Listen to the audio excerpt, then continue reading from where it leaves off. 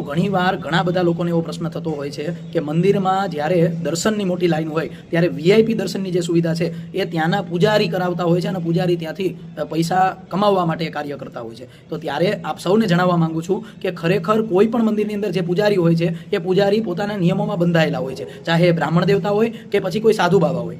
એમને ફક્ત પગાર મળતો હોય છે અને ટ્રસ્ટ મંડળ જે છે, મંદિરનું જે ટ્રસ્ટ મંડળ જે છે, જે સંસ્થા છે, એ સંસ્થા દ્વારા એ વીઆઈપી દર્શનની સુવિધા થતી હોય છે. એમાં પૂજારી કે કોઈ પણ બ્રાહ્મણનો કાંઈ દોષ હોતો નથી. હા, અમુક તીર્થ સ્થાનોની અંદર, જેમાં હું જગન્નાથપુરી ગયો હતો, તો એ તીર્થ સ્થાનોની અંદર જે વીઆઈપી દર્શનની સુવિધા તો હોય જ છે, પણ અલગથી બ્રાહ્મણો જે છે એ ડાયરેક્ટ અંદર સુધી કોઈ પણ દર્શનાર્થીને લઈ જતા હોય છે પૈસા લઈને. તો એ ખોટું છે અને વીઆઈપી દર્શનની સુવિધા પણ ખોટી જ છે.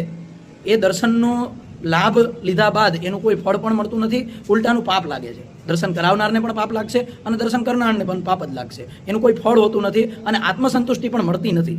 માટે જો તમે પણ વીઆઈપી દર્શન કરવા માટે જતા હોય તો એ વીઆઈપી દર્શન છોડજો અને યાત્રા જે છે ને, યાત્રા કર્યા બાદ જે ફળ મળતું હોય છે એનો સંતોષ અલગ જ હોય છે. આ માનીને ચાલવું જોઈએ.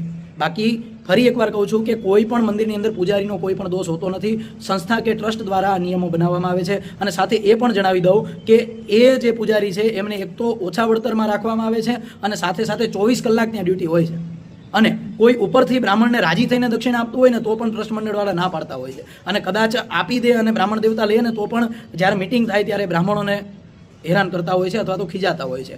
માટે આ વિડીયોને વધુમાં વધુ શેર કરો અને બને તો સ્ટોરીમાં અવશ્ય લગાવજો. દરેક સમાજ સુધી આ વિડીયો પહોંચવો જોઈએ. ધન્યવાદ. જય શ્રી કૃષ્ણ.